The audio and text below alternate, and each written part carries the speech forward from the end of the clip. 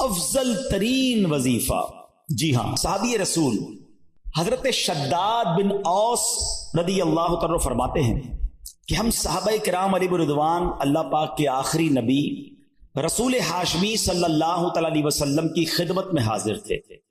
آپ علیہ الصلوۃ والسلام نے ہم سے پوچھا حل فیکم غریب، کیا کوئی تم میں اجنبی تو نہیں بیٹھا؟ صحابہ کرام نے کہا نہیں حضور، ہم سارے مسلمان ہی ہیں اور کوئی غیر نہیں ہے. تو نبی پاک علیہ الصلوۃ والسلام نے فرمایا اچھا ایسا کرو، دروازے بند کر دو. صحابہ نے دروازے بند کر دیے.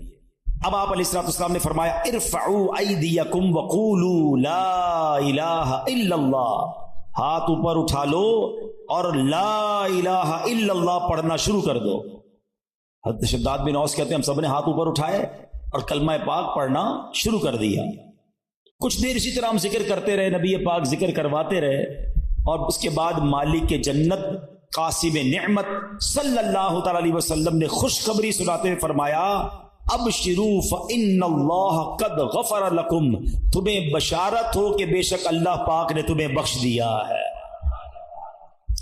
مزید آپ علیہ الصلوۃ والسلام نے یہ بھی فرمایا کہ الحمدللہ، اے اللہ پاک تو نے مجھے یہ پاکیزہ کلمہ دے کر بھیجا، اسے پڑھنے کا حکم دیا اور اس پر جنت کا وعدہ بھی فرمایا، بے شک تو اپنے وعدے کے خلاف نہیں کرتا.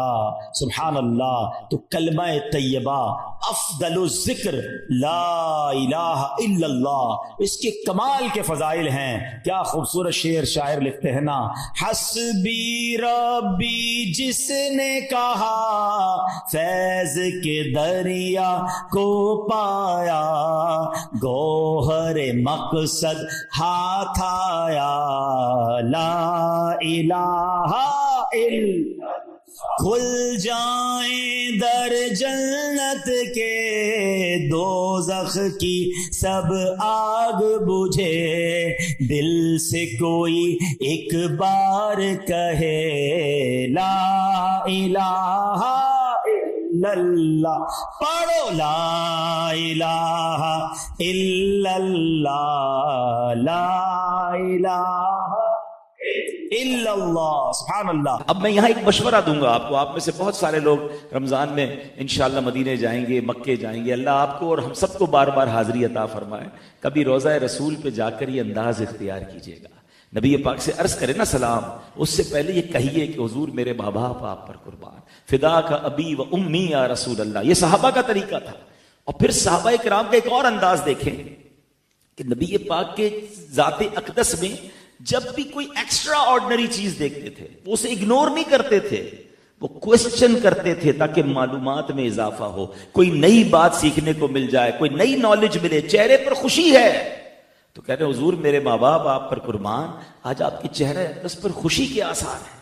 سرکار دو عالم علیہ السلام نے کیا فرمایا؟ فرمایا بے شک ابھی جبریل امین میرے پاس حاضر ہوئے اور انہوں نے عرض کیا اے محمد صلی اللہ علیہ وسلم، جس نے آپ پر ایک بار درود پاک پڑھا اللہ پاک اس کے نامہ اعمال میں 10 نیکیاں لکھے گا، 10 گناہ مٹا دے گا اور 10 درجات بلند فرمائے گا.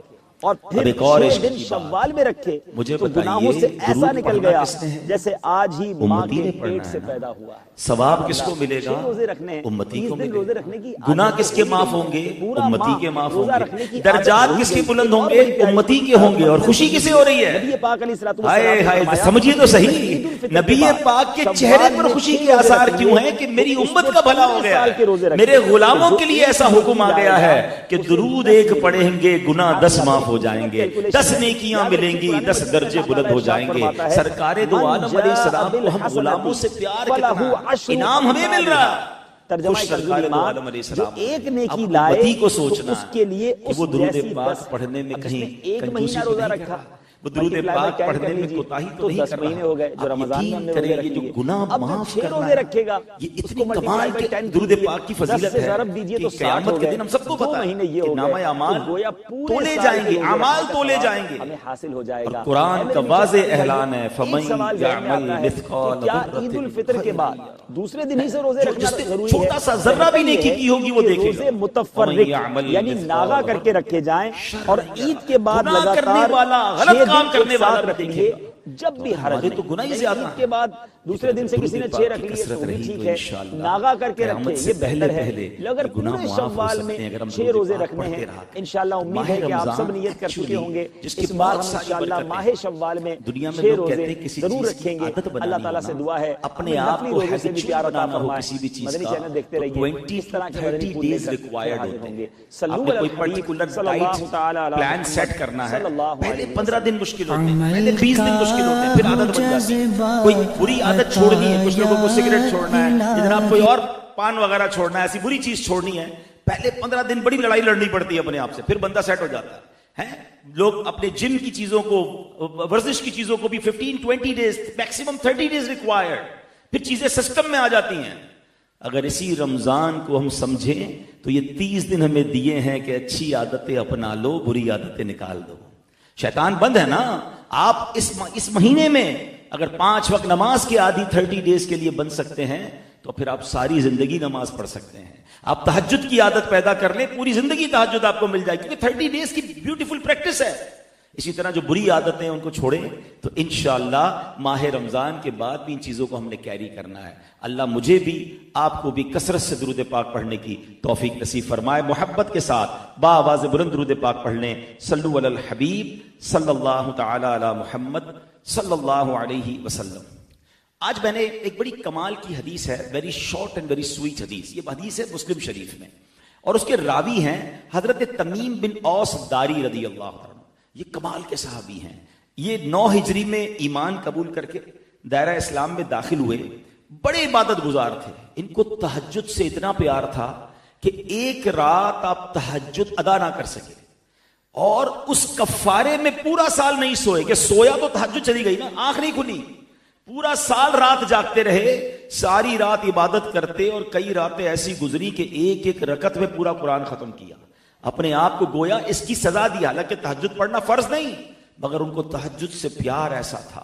آپ مسجد نبوی میں پہلے چراغ روشن کرنے کی سعادت جو ہے آپ کو نصیب ہوئی، یعنی چراغ، پہلی لائٹ کا انتظام حضرت تمیم داری نے کیا تھا۔ آپ راوی اس حدیث کے، اور نبی پاک علیہ السلام نے فرمایا الدین النصیحہ، دین نصیحت ہے۔ اللہ اکبر۔ میرے پیارے اسلامی بھائیوں، علماء فرماتے یہ حدیث پورے دین کا خلاصہ ہے۔ 2 words، ہم کہتے ہیں نا یار کوزے میں دریا کو بند کر دینا، نبی پاک کے جہاں بہت سارے معجزات ہیں، ان میں ایک معجزہ یہ ہے کہ اللہ کریم نے نبی پاک کو جوامع الکلم بنایا ہے، یعنی مختصر بات میں، چند جملوں میں میرے آقا بہت بڑا مضمون بیان فرما دیتے۔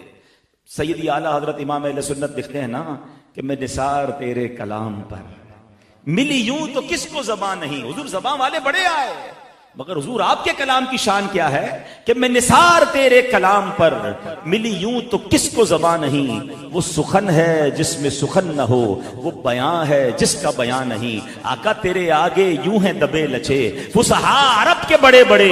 جب نبی پاک دنیا میں تشریف لائے، اس زمانے میں انٹلیکچوئلز کا دور تھا، عرب کے لوگوں کو اپنی فصاحت پہ بڑا ناز تھا، مگر جب نبی پاک نے گفتگو شروع کی، قرآن کی آیتیں تلاوت کی، ان کا حال کیا ہوا؟ تیرے آگے یوں ہیں دبے لچے فصحاء عرب کے بڑے بڑے، کوئی جانے منہ میں زبان نہیں بلکہ جسم میں جان نہیں۔ اب 2 لفظ ہیں، الدین النصیحہ۔ ارے یہ 2 لفظ پورے اسلام کو، پورے دین کو کیسے گیدر کر سکتے ہیں؟ اب ذرا اس کی فضاحت سنیے گا، ایمان تازہ ہو جائے گا۔ اب اس کے معنی کیا ہیں؟ دین نصیحت ہے۔ سبحان اللہ، عام محاورے میں کسی کو اچھی بات کی تلقین کرنے کا نام نصیحت ہے، مگر عربی میں جو نصیحت ہے اس کے لغوی معنی ہے خالص ہونا یا خالص کرنا۔ اب حدیث پاک کا معنی کیا بنے گا کہ دین خالص ہونے کا نام ہے۔ سرکار دو عالم علیہ السلام سے صحابہ کرام نے پوچھا کہ حضور کس کے لیے خالص ہونا ہے؟ اب اس کی انٹرپریٹیشن سمجھیے گا۔ صحابہ نے اس حدیث کے تحت نبی پاک سے کوسچن کر لیا کہ حضور دین خالص ہونا ہے تو ہمیں خالص کس کے لیے ہونا ہے؟ تو نبی پاک نے فرمایا 5 باتیں، 5 چیزوں کے لیے خالص ہونا ہے۔ نمبر 1، اللہ کے لیے خالص ہونا ہے۔ نمبر 2، ولی کتاب ہی، اللہ کی کتاب کے لیے خالص ہونا ہے۔ نمبر 3، ولی رسول ہی، اللہ کے نبی علیہ الصلوۃ والسلام کے لیے خالص ہونا ہے. نمبر 4 وَلِأَئِمَّةِ الْمُسْلِمِينَ، یعنی جو امت کے علماء ہیں، مفتیان کرام ہیں، لیڈرز آف دا امہ ہیں، ان کے لیے خالص ہونا ہے. پھر فرمایا وَأَئِمَّةِ الْمُسْلِمِينَ کے بعد فرمایا عَامَّتِهِمْ، عام مسلمانوں کے لیے بھی خالص ہونا ہے. یہ دین ہے. تو اے میرے پیارے اسلامی بھائیوں، پتہ یہ چلا کہ اللہ پاک کے حبیب علیہ السلام نے اس مختصر حدیث میں اللہ کے حقوق، اپنے رسول پاک علیہ السلام کے حقوق، امت کے اولیاء اور علماء کے حقوق، کتاب اللہ کے حقوق اور عام مسلمانوں کے حقوق بھی بیان کر دیے. اب میں ان 5 پر بات کرنے جاؤں گا تو بات طویل ہو جائے گی. چونکہ آج تکمیل قرآن کی محفل ہے تو آج فقط قرآن کے حقوق کی بات کرتے ہیں کہ ہم پر قرآن کے حقوق کیا ہیں. اب اس کو ذرا سمجھیے گا. قرآن سے دوستی، قرآن کو انڈرسٹینڈ کرنا، قرآن سے محبت کرنا، یہ ہمارے ایمان کے لیے کتنا ضروری ہے. قرآن مجید کا پہلا حق کیا ہے؟ پہلا حق ہے کہ قرآن پر ایمان لانا. اب یہ بیسکس آف اسلام ہے، یاد رکھیے. میرا اور آپ کا کیا بلیف ہونا چاہیے قرآن پر، یہ مجھے بھی پتا ہونا چاہیے اور پھر مجھے اپنی فیملی کو بھی انڈرسٹینڈ کروانا چاہیے. اب حق کیا ہے یہ یاد رکھیے کہ اللہ پاک نے جتنی بھی کتابیں نازل فرمائی ہیں، جتنے صحیفے انبیاء کرام پر نازل فرمائے ہیں، ان سب پر ہی ایمان لانا ایک مسلمان پر لازم ہے. اللہ کی نازل کردہ کسی بھی کتاب کا انکار جو ہے وہ کفر ہے. البتہ پچھلی کتابوں پر ایمان لانا اور قرآن پر ایمان لانے میں ایک فرق ہے. یہ ذرا غور سے سنیے گا. پچھلی جتنی بھی آسمانی کتابیں ہیں، صحیفے ہیں، ان سب پر اجمالی ایمان فرض ہے اور قرآن کریم پر تفصیلی ایمان فرض ہے. اب اجمالی ایمان کیا ہے یہ بھی سمجھ لیں. اللہ پاک نے تورات نازل فرمائی، زبور نازل فرمائی، انجیل نازل فرمائی. اس کے علاوہ بھی انبیاء کرام پر بہت سارے صحیفے نازل ہوئے. وہ سب حق ہیں، سچ ہیں. ان میں جو کچھ اللہ پاک نے نازل فرمایا وہ سب کا سب سچ ہے. ہاں، اس میں لوگوں نے اپنی خواہش میں جو اضافے کر دیے، جو تبدیلیاں کر دی، وہ باطل ہے. یہ ہمارا ایمان پچھلی تمام کتابوں کے لیے ہے. مگر قرآن پاک کے لیے ایمان کیا ہے کہ الحمد سے لے کر والناس تک قرآن پاک کا ایک ایک جملہ، ایک ایک لفظ، ایک ایک حرف حق ہے. اللہ پاک کی طرف سے نازل کرتا ہے. اس میں ایک حرف کی بھی کمی بیشی نہیں ہے. جو شخص قرآن کریم کے ایک لفظ کا بھی انکار کرے وہ کافر اور دائرہ اسلام سے خارج ہو جاتا ہے. دس از دا ڈفرنس بٹوین پچھلی کتابوں پر ایمان لانے کا انداز کیا ہوگا اور قرآن پر ایمان لانا. یہ پہلا حق ہے قرآن کا کہ قرآن پر اس یقین کے ساتھ میں اور آپ ایمان لائیں. اچھا، اب قرآن کو کتاب ہدایت ماننا یہ بھی قرآن کا حق ہے اور یہ قرآن پر ایکچولی ایمان لانے کا حصہ ہے. ایسے تو ہے جس سے بھی بات کرو بھائی قرآن کتاب ہدایت ہے، کہتا بالکل قرآن کتاب ہدایت، ہر مسلمان کہتا ہے. مگر غور یہ کرنا ہے کہ قرآن پاک کو کتاب ہدایت تو تسلیم کرتے ہیں مگر اس سے ہدایت لیتے ہیں، اس سے گائیڈنس لیتے ہیں، ہر مسئلے پر قرآن پاک سے کوئی رہنمائی لیتے ہیں. یہ کہاں کا انصاف ہے کہ زبان سے قرآن کو کہیں کہ وہ کتاب ہدایت ہے مگر اسے غلاف میں لپیٹ کر الماری کی زینت بنا دیں. تجارت کے اصول قرآن سے نہیں قرآن کے دشمنوں سے سیکھیں. عدالت کے اصول قرآن سے نہیں قرآن کے دشمنوں سے سیکھیں. اپنے بچے کو بڑے بڑے فلسفے تو سکھائیں مگر قرآن کی تعلیم نہ دلائیں. زندگی کے مسائل کا حل قرآن سے نہ ڈھونڈیں بلکہ دوسری لوگوں کی کتابوں سے ڈھونڈیں. اب ذرا غور کیجئے کتنی عجیب بات ہے. کسی شخص کی تجوری میں ہیرے جواہرات اور مال بھرا ہوا ہو اور وہ در در پر جا کر بھیک مانگ رہا ہو تو اسے کیا کہا جائے گا؟ بھئی اپنا خزانہ نکالو نا، تمہارے پاس تو بہت کچھ ہے. ہمارے پاس کلام اللہ ہے مگر اصول دوسروں کے اچھے لگتے ہیں، باتیں دوسروں کی اچھی لگتی ہیں. ایک تو بڑا پرابلم یہ ہے کہ قرآن کو انڈرسٹینڈ نہیں کر رہے. حالانکہ اگر قرآن کے خزانے تلاش کریں تو کیسے کیسے خزانے ہیں. حضرت عبداللہ ابن مسعود فرماتے ہیں ان القرآن شافع و مشفع، قرآن کریم شفاعت کرنے والا ہے اور اس کی شفاعت قبول بھی کی جائے گی. فمن جعلہ امامہ قادہ الی الجنہ، قرآن کریم کو جو اپنا امام اور پیشوا بنا لے قرآن کریم اسے جنت میں لے جائے گا. اب آگے سنیے ومن جعلہ خلفہ ساقہ الی النار، جو قرآن کو پسے پشت ڈالے قرآن کریم اسے جہنم میں دھکیل دے گا. ہمیں قرآن کو امام بنانا ہے، قرآن سے رہنمائی لینی ہے. قرآن آیا کس کے لیے؟ ہمارے لیے. مگر ہمارا قرآن سے اب تعلق کیا ہے؟ ختم قرآن ہو گیا. گھر کے اندر کوئی نیا گھر لینا ہے تو ہم ختم قرآن کرائیں گے، نئی فیکٹری بنائی تو ختم قرآن بچوں کو بلا کے پڑھائیں گے. بٹ انفارچونیٹلی ایسا بھی ہوتا ہے کہ ہمارے گھر میں ختم قرآن ہے بچے قرآن پڑھیں گے، ہم دوستوں کے ساتھ بیٹھے ہوں گے، ہماری فیکٹری پہ ختم قرآن ہو رہا ہے، ہم ان بچوں کے ساتھ بیٹھ کے تلاوت بھی نہیں کریں گے، وہ ان کا کام ہے. اتنا تعلق ہے. جلدی یار ایک اچھا سا قرآن بھجوا دے. کیوں؟ وہ نئے گھر میں شفٹ ہونا ہے، جلدان میں لپیٹ کر رکھنا ہے. That's it. ہم کیوں اس کی انڈرسٹینڈ نہیں کر رہے؟ اس پہ کتنے خزانے ہیں. وہ ایک صاحب کا واقعہ ہے نا کہ انہوں نے ایک امام صاحب کو گھر پہ دعوت پہ بلایا. امام صاحب آئے تو باپ اور بیٹے نے ان کا ویلکم کیا اور کھانے پینے کا انتظام کرنے لگے. امام صاحب کھانا وغیرہ کھا کے جب تشریف لے گئے تو بیٹا کہتا ہے والد صاحب سے کہ ابو جان ڈرائنگ روم میں میرے بہت سارے پیسے پڑے ہوئے تھے، اب وہ نہیں مل رہے. امام صاحب کے علاوہ کوئی گھر میں آیا نہیں ہے. باپ کہتا ہے بیٹے کیسی بات کر رہے ہو، امام صاحب تھوڑی پیسے لے گئے ہوں گے.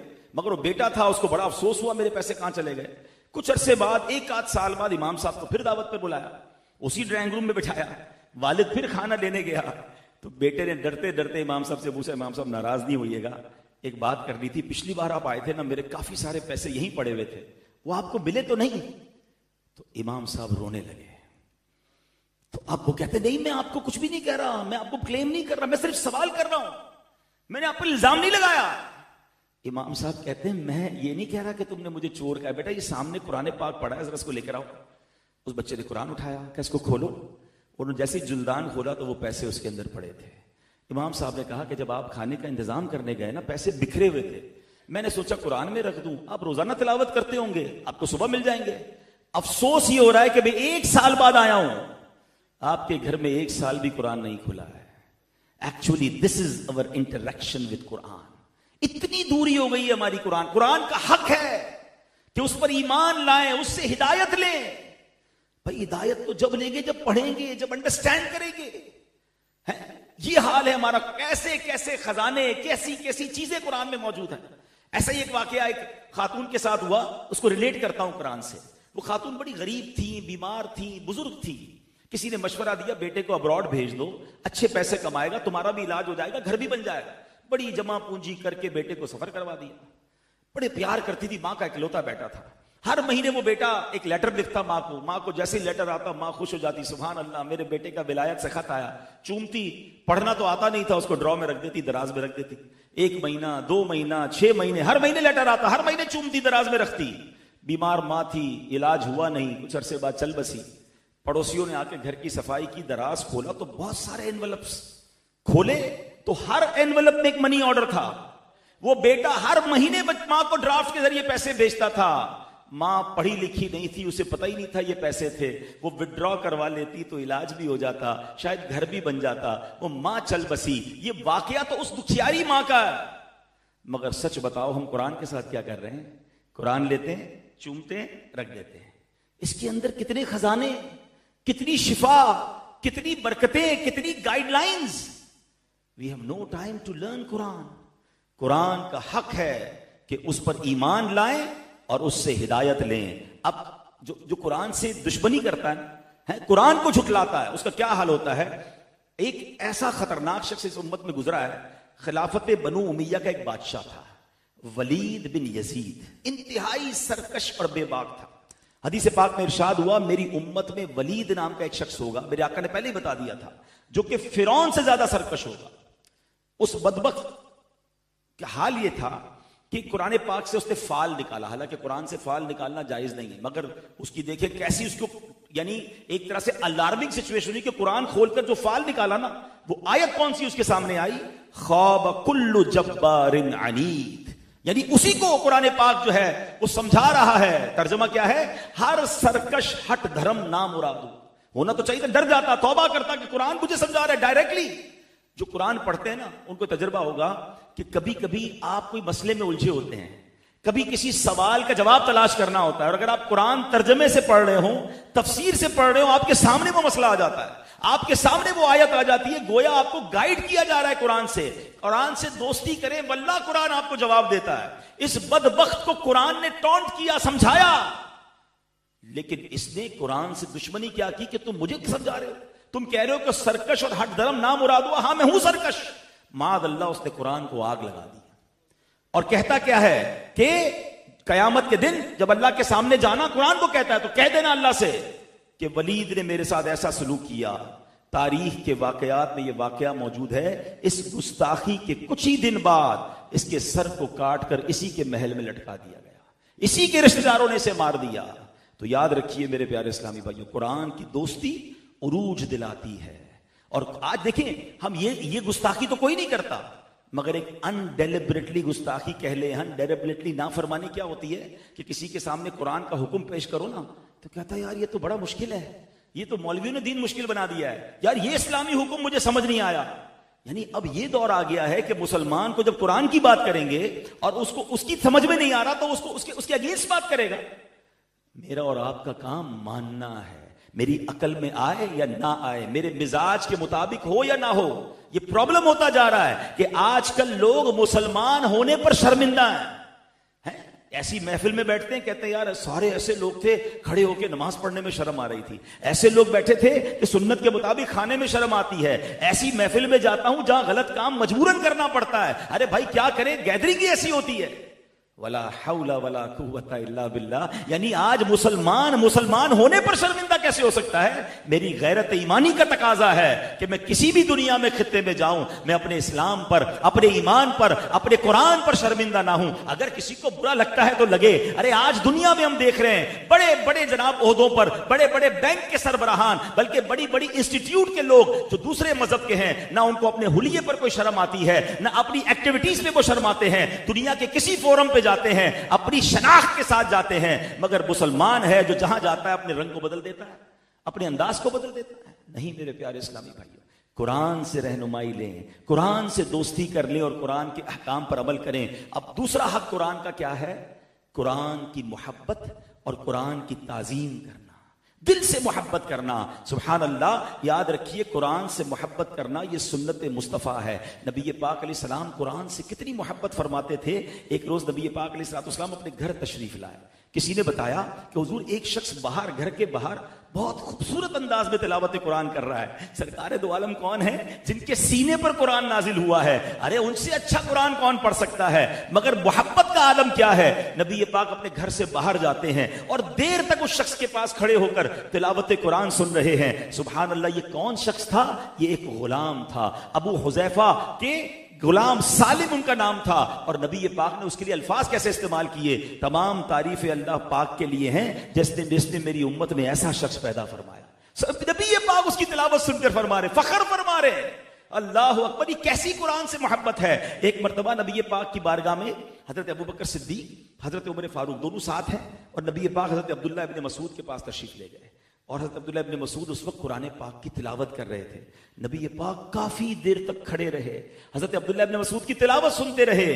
اور سبحان اللہ وہ تاریخی الفاظ ارشاد فرمائے کہ جو شخص قرآن کریم کو ایسے پڑھنا چاہے جیسے قرآن نازل ہوا ہے تو وہ ابن ام عبد کی طرح قرات کرے. ابن ام عبد یہ کنیت تھی حضرت عبداللہ ابن مسعود کی. سبحان اللہ. ایک دن نبی پاک حضرت عبداللہ سے فرمایا عبداللہ مجھے قرآن سناؤ. حضرت عبداللہ کہتے ہیں حضور میں آپ پر تو قرآن نازل ہوا ہے. نبی پاک علیہ السلام نے فرمایا ہاں عبداللہ ابن مسعود تم قرآن سناؤ. انہوں نے سورہ نساء کی تلاوت شروع کی. نبی پاک قرآن سنتے رہے اور آنسو بہاتے رہے. قرآن سننے کا ادب یہ ہے کہ یہ ٹائم پاس کام نہیں ہے. دیکھیں واٹ از ایکچولی تلاوت قرآن. ہم شاید اس کی اہمیت کو سمجھ نہیں پا رہے. مثال دیتا ہوں، آپ کو جس سے سب سے زیادہ پیار ہو اس سے باتیں کرنے میں کتنا مزہ آتا ہے. جی چاہتا ہے اس کی باتیں سنتا رہوں یا اس سے باتیں کرتا رہوں. ٹو وے. محبت کرنے والے سے جی نہیں بھرتا. جی چاہتا ہے میں اس سے باتیں کروں اور وہ مجھ سے باتیں کرے. پھر اللہ پاک سے آپ کی محبت کا عالم کیا ہونا چاہیے؟ اف یو وانٹ کہ اللہ آپ سے کلام کرے. سبحان اللہ. مولا علی فرماتے ہیں جب میں چاہتا ہوں رب مجھ سے کلام کرے میں قرآن پڑھنے لگ جاتا ہوں. کلام اللہ ہے نا. اب جب آپ اس کو سمجھ تلاوت کر رہے ہیں تو فیل کریں، انڈرسٹینڈ کریں کہ اللہ آپ سے بات کر رہا ہے. پھر جی نہیں چاہے گا قرآن بند کرنے کو. اور جب آپ کا دل چاہے آپ اللہ سے بات کریں تو آپ نماز پڑھنا شروع کر دیں. نماز ایکچولی اللہ سے بات کرنا ہے. تو ہم نماز بھی کم پڑھتے ہیں، ہم قرآن بھی کم پڑھتے ہیں. اس کا مطلب اللہ سے کنورسیشن رک گئی ہے ہماری. ساری دنیا سے رابطہ ہے. بلکہ لوگ فخریہ بتاتے ہیں میرے پاس فلاں کا فون نمبر ہے، ہاں میں تو اس سے بات کر لیتا ہوں، ایسا رابطہ ہے ابھی کال کروں گا اٹھائے گا، نہیں اٹھائے گا تو کال بیک آ جائے گی. بڑی میری ڈائریکٹ لائن ہے. بتاؤ نا جس کی اللہ سے ڈائریکٹ لائن ہو اور روز بات کرتا ہو اللہ سے اور روز اللہ اس سے بات کرتا ہو، اس کو کیا ضرورت ہے کسی کے نمبر کی؟ ہمارا پرابلم یہی تو ہے، ہم سب سے بات کرتے ہیں، ہم رب سے بات نہیں کرتے. ہم سب کو اپنے مسئلے بتاتے ہیں، ہم اللہ کو اپنے مسئلے نہیں بتاتے ہیں، حالانکہ حل اسی نے کرنے ہیں، وہی مسبب الاسباب ہے، وہی دافع البلیات ہے، وہی حل المشکلات ہے. سب کو کہتے ہیں میرا یہ مسئلہ، میرا وہ مسئلہ. ارے کسی کو نہ بتاؤ، آپ اللہ کے آگے سر تو جھکاؤ نا. اور اللہ سے بات کرنے میں سبحان اللہ، دنیا میں ہمارا مسئلہ پتہ ہے کیا، ہم کسی کو اپنا مسئلہ بتائیں نا، شاید ایک بار وہ حل کر بھی دے، دوبارہ جائیں اس کے پاس، کہا یار تھوڑے دنوں پہلے تو آئے تھے دوبارہ آ گئے. تیسری چوتھی بار بات کریں تو ہمارا نمبر بلاک ہو جاتا ہے.